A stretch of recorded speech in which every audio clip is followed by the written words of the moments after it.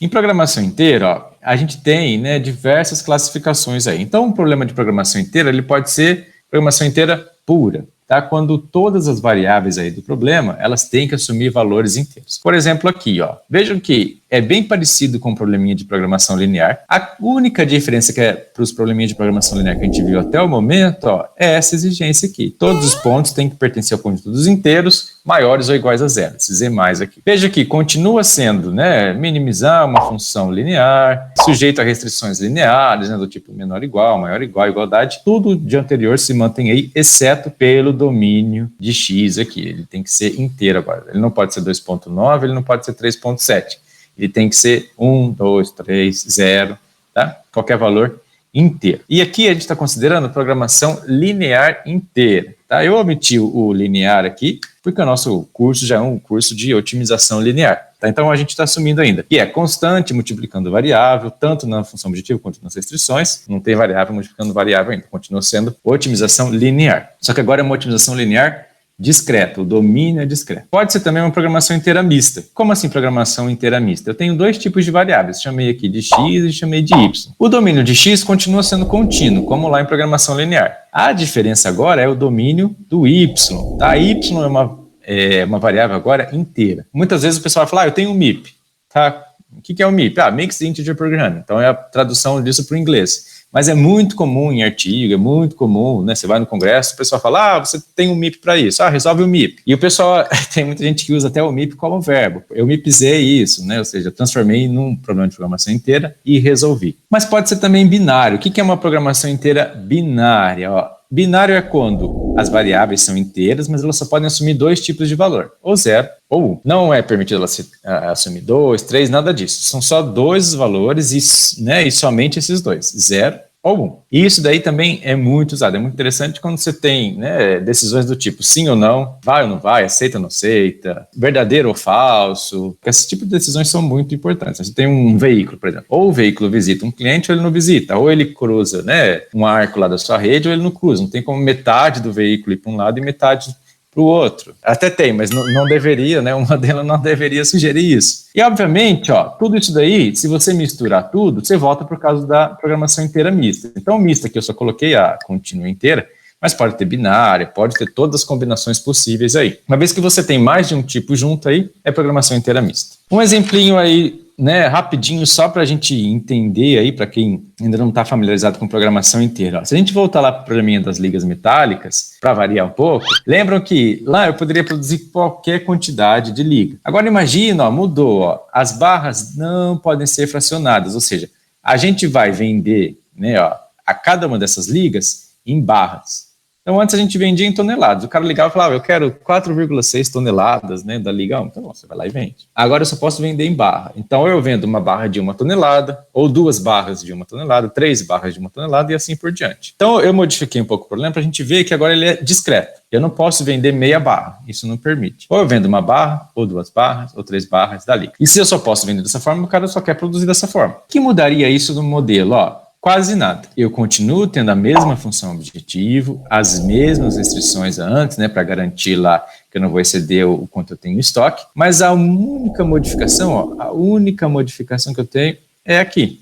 Eu peço que x1 e x2 sejam inteiros. Na parte da modelagem, né, você simplesmente fala, olha, a variável agora é inteira, tá? E aí, o software que lute, tá, coitado, para fazer esse negócio ser inteiro. E a luta aqui é pesada, tá? Porque, ó, se a gente for lá no LPsolve, por exemplo, só como um exemplo aqui de um software que a gente já viu. Ó, exatamente como a gente fazia antes, a única diferença é, ó, eu pedi aqui, ó, que as variáveis x1 e x2 sejam inteiras. Então vejam que essa é a única coisa que eu preciso fazer para resolver esse modelo. Então a dificuldade, né, do ponto de vista de quem está usando, é muito simples. Qual foi a solução que eu consegui aqui? x1 igual a 6, x2 igual a 0. Vejam que é diferente da que eu conseguia antes, ó.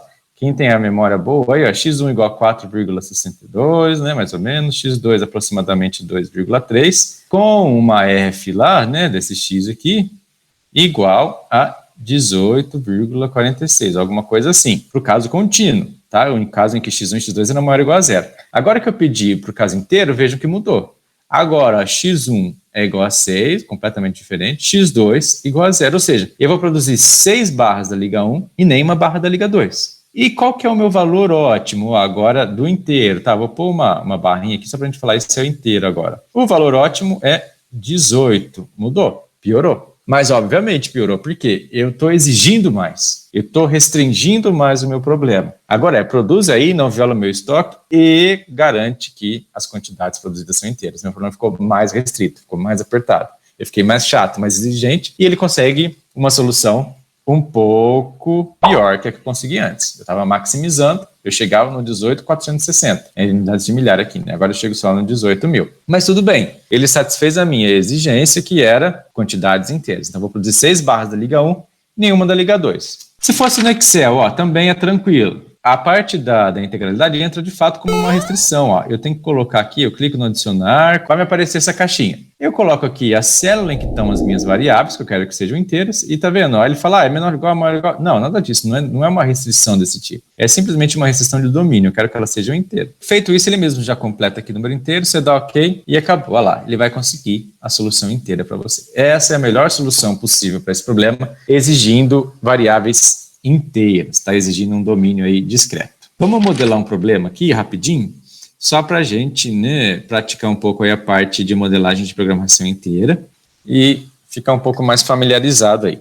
Um empresário está fazendo um planejamento para os próximos 3 anos, tá? Então, ele está fazendo aí, né, um planejamento no que investir nesse horizonte aí de tempo. Ele tem disponível 25 milhões para investir anualmente e 5 projetos aí estão sob consideração. Então, esse daqui é o orçamento dele, 25 milhões anualmente. E os projetos estão aqui. A tabela abaixo apresenta os retornos esperados para cada projeto ao final do 3º ano e os desembolsos anuais. Então, ele quer determinar quais projetos selecionar de modo a maximizar seu retorno. Então, se ele optar pelo projeto 1, é um contrato, tá? Ele já vai debitar lá da conta dele. Ele tem que pagar 5 milhões no ano 1, 1 milhão no ano 2 e 8 milhões, tá, no ano 3. O que ele vai ter de retorno aí se ele fizer isso, tá? Uma estimativa aí, 20 milhões para esse projeto. Então, esse projeto é um projeto que rende aí 20 milhões, desde que ele faça esses aportes aí, né? Esses investimentos ano a ano. Então, vejam que aqui a gente tem 5 projetinhos, né? O cara pode ter 500 em vista.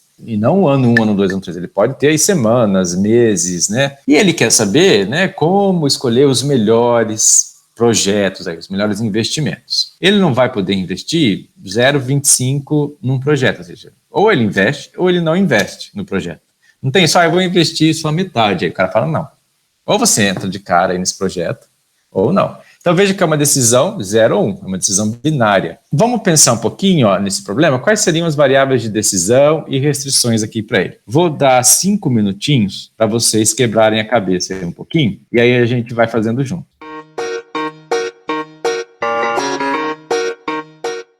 Eu tenho que decidir ou não, né, se eu invisto no projeto, se o empresário, né, na verdade, investe no projeto. Como é que a gente pode definir uma variável para isso? Um XI. O que seria esse XI? Uma variável binária. Que ela é 1, né, se o empresário deve investir no projeto I, e 0, se ele não deve investir. Se ele foi escolhido lá para o investidor, ele é 1. Se ele não foi escolhido, ele é 0. Isso daí para cada um dos meus investimentos. E aí, feito isso agora, a gente vai para as restrições. Eu tenho 25 milhões por ano. Se você quiser investir em todos os projetos, seria excelente, você conseguiria, né, todos esses retornos aqui. Não é isso que eu posso, né? Eu só tenho 25 milhões. Se eu somar tudo aqui, né, só esses daqui, no ano 3 já deu 28, 30, 31. Então não dá. Cada um dos anos, ou seja, no ano 1, no ano 2, no ano 3, eu só vou ter 25. Então tudo que você investir em cada um desses anos, menor ou igual a 25 no ano 1, menor ou igual a 25 no ano 2, menor ou igual a 25 no ano 3. Então, isso daí seria a minha restrição. No ano 1, por exemplo, quanto que eu invisto lá, né? Se eu tiver escolhido o projeto 1, quanto que eu vou ter que desembolsar aí, quanto que eu vou investir nesse projeto no ano 1? 5 milhões.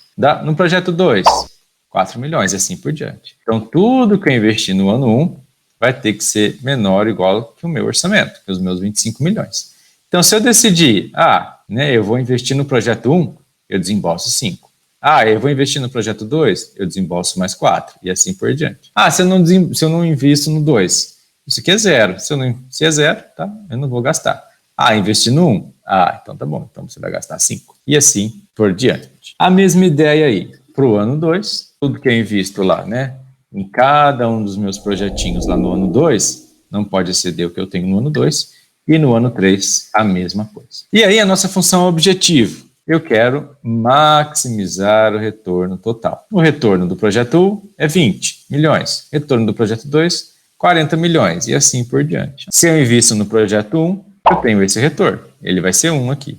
Se eu invisto no projeto 2, vai virar 1 e eu tenho retorno de 40. Ah, não invisto. 0 e eu não tenho retorno referente a esse cara. E aí, quando eu olhar todos os retornos para cada um dos meus projetos, somo todos eles e eu maximizo isso, estou maximizando o meu retorno total. Como que fica meu modelinho? Função objetivo, linear, restrições lineares, como sempre. E agora, ó, x1, x2, x3, x4, x5, binários, tá? Pertencentes aí a 0, 1. Se fosse lá no LPsolve, depois, né, é até legal vocês fazerem esse exercício, digita ele lá no LPsolve e tal, e vejam, ó, o que eu teria que colocar? Só isso, ó, bin, x1, x2, x3, x4, x5. Tá? Eu coloco aqui todas as minhas variáveis binárias, tá? A gente viu lá, se fossem inteiras, int, tá? E assim por diante. Coloco mais de uma linha, se tiver mix aí. Como que ficou essa solução? Ó, eu vou investir em todos os projetos, exceto o 5. Tá? Então, o resultado aqui, ó, a melhor solução que ele encontrou, ou seja, a solução ótima, é 95 aí de valor ótimo, e é investir em todos os projetos, exceto no projeto 5. Agora, vamos só pensar o seguinte, vou colocar aqui algumas situações independentes para a gente modelar ela nesse problema usando aí um pouco da programação inteira, variáveis binárias, né, que a gente está usando aqui. Imagina que, né, aparecesse a seguinte situação, ó, o cara não pode investir mais de 3 projetos, ele não consegue, para ele é muito difícil gerenciar mais do que 3, ele se perde, não dá. Ele fala, olha, 3 projetos é o máximo que eu consigo. Como é que a gente faria uma restrição para isso? Agora, uma outra exigência independente dessa, né, esquece A, vamos para B. O projeto 3 deve ser selecionado se o 2 for. Então, ou seja, se você seleciona o 2, você tem que selecionar o 3. O projeto 3 não pode ser selecionado se o 4 for. Também independente da B, tá? Esquece a B, pega o modelo lá e agora pensa na C. Cada uma dessas aí de forma independente. Mais uma. O projeto 5 deve ser selecionado se o 1 ou o 3 for. E o projeto 5 deve ser selecionado se o projeto 1 e o 3 forem. Como é que a gente pode fazer restrições aí para colocar naquele modelo original para garantir cada uma dessas? Não são todas juntas, tá? Então, vou dar aí mais uns minutinhos para vocês pensarem. Então, né, pensa na A, o que você teria que colocar lá no modelo para garantir isso? Fez isso, vai para B, esquece a A, né? Faz a B, depois a C, cada uma delas de forma independente. Então, pensa um pouquinho aí também como fazer cada uma dessas aí, né, na forma de restrição. Tem que ser restrição linear, a gente está falando de programação linear inteira, tá? Tem que ser restrição linear, usando, tá, as variáveis que a gente já tem no problema. Não precisa criar variável nova, não.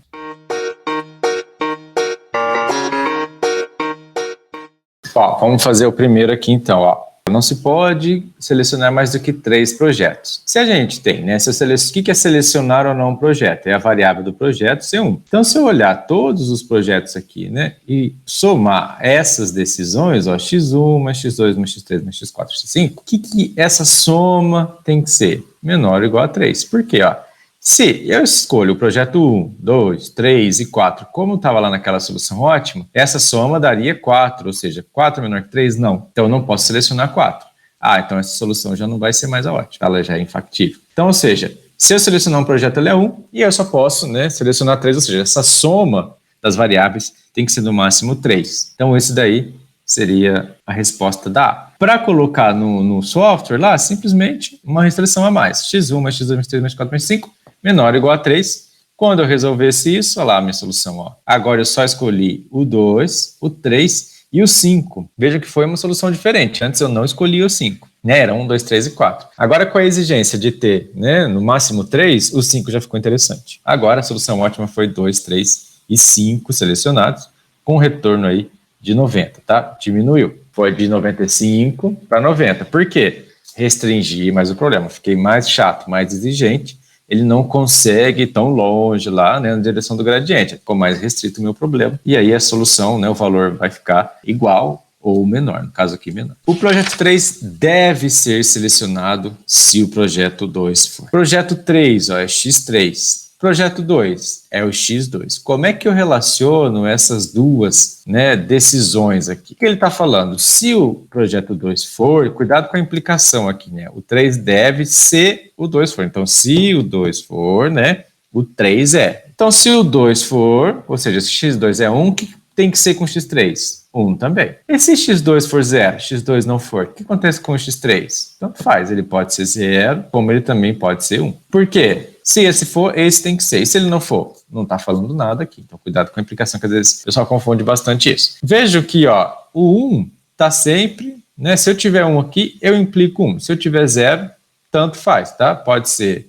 0, pode ser 1. Qualquer um dos valores aqui. Qual que é a relação que eu estou conseguindo ver aqui nitidamente entre essas duas? O x2 está sempre menor ou igual que o x3. É como se o x2 estivesse empurrando aqui o x3. Então, se ele for 1, ele força, ele empurra aqui o x3 de alguma forma. Ele força o x3 a ser 1 também. Então, essa decisão, né, é forte. Se ela for 1, ela implica que essa seja 1. Se ela for 0, o x3 está livre. O projeto 3 não pode ser selecionado se o projeto 4 for. Tá, agora mudou. Ele não pode ser selecionado se o 4 for. Então, se a gente pensar de novo, né, eu tenho aqui um x3 e tenho aqui um x4. É sempre bom dar esses valores para ajudar a gente a pensar e evitar aí que a gente, né, se engane na hora de fazer a restrição. Se o x3 não for selecionado, o que acontece com o x4? Ele pode ser selecionado? Pode, tá? Então, ó, ele não poderia ser se esse for. Então, aqui, ó, se esse aqui for selecionado, aqui tem que ser 0. E se esse aqui não for selecionado, tem alguma implicação no 3? Não. Esse pode ser 0 ou pode ser 1. Então, a única implicação, né, que ele fala é essa primeira aqui mesmo, tá? Se esse for, esse não pode. Qual que é a relação aqui? Veja que agora a gente já não tem mais um menor igual, um maior igual aqui tão nítido, né? Se eu falar que x3 é menor ou igual que x4, viola aqui. E o contrário, viola por aqui. O que eu posso fazer aqui? Eu vou ter que, né, garantir que se eu seleciono, né, os dois, não é possível. Então, x3 mais x4, vejam que ó, a soma aqui ou ela vai dar 1 nesse caso, 1 nesse caso ou 0. Então, essa soma tem que ser sempre menor ou igual a 1. Então, se esse aqui for 1, esse aqui tem que ser 0. Não tem outra forma, porque senão viola a restrição. E se esse for 0? Deixa o x3 livre para ele ser o que ele quiser aí. O 5 deve ser selecionado se o 1 ou o 3 forem. Tá? Então, agora a gente tem uma relação do 5, o projeto, né, da variável lá do projeto 5, com a 1, com a 3. É um ou aqui. Se esse aqui for selecionado, esse é. Esse daqui pode ser 0, pode ser 1, tá? Agora, se esse daqui, né, for selecionado, já está incluído aqui, né, mas só para ficar separadinho. Esse aqui pode ser 0, pode ser 1, que for, né, ele vai ser 1. Se esse daqui for 0 e esse 0, esse aqui pode ser 0 ou 1, não tem problema. Tá? Ele não está falando que o 5 só pode ser selecionado se 1 e 3. Não. Ele deve ser se ou esse aqui forem selecionados, que é esse caso aqui. Como é que a gente pode garantir essa relação? Está vendo que a relação vai ficando um pouco mais difusa agora, tá? Então, quando tem ou, em geral a gente separa. Como assim, ó? Uma delas é suficiente para isso acontecer. Se o x1 já for 1, ele já garante a restrição. Então, se o x1 já for 1, ele já vai implicar que o x5 tem que ser 1. Então, a gente só precisa exigir que o x1, né, empurre o x5. E se o x1 for 0? Esse aqui pode ser 0 ou 1, olhando para o x1. Aonde que vem, então, a parte do ou? O 3 também tem força sobre o x5. Ó. Agora sim, se esse for 1, ele vai obrigar que esse seja 1, independente desse aqui ser 0. Se ele for 0, esse aqui pode ser 0 ou 1. Se os dois forem 0, x1 e x3 0, x5 continua livre. Então, nesse caso, a gente tem duas restrições aí para garantir essa exigência aí. Dá pra fazer, tipo, uma restrição só? x1 mais x3 menor ou igual que 2x5, é isso? Uhum. Se esses daqui, se pelo menos um desse for 1, né, vamos supor que esse aqui seja 0, eu vou ter o lado 1, eu vou ter o lado esquerdo 1 aqui. Esse x5 ele tem que ser 1, porque senão você violaria, né? Seria 1 menor ou igual a 0, não dá. Então, de fato, e se os dois forem 1? Ainda continua válido, porque soma aqui só pode dar 2, 2 vezes o x5, né, vai dar 2, e ele não pode ser 0. Então, essa aqui também funciona. Você consegue fazer uma restrição só, tá, para garantir isso. Legal. E a próxima, então, ó. O projeto 5 deve ser selecionado se o projeto 1 e o 3 forem. Então, ó, agora a gente tem que relacionar x1, x3 e x5. Se esse daqui for 1 e este daqui for 1, esse tem que ser 1. Ah, mas e se esse for 0 e esse for 1? Aí esse aqui pode ser qualquer coisa. Pode ser 0, pode ser 1. Se esse aqui for 1, 0, pode ser qualquer coisa. Os dois 0, pode ser qualquer coisa. Mas se esse caso aqui acontecer, os dois 1, isso aqui tem que acontecer.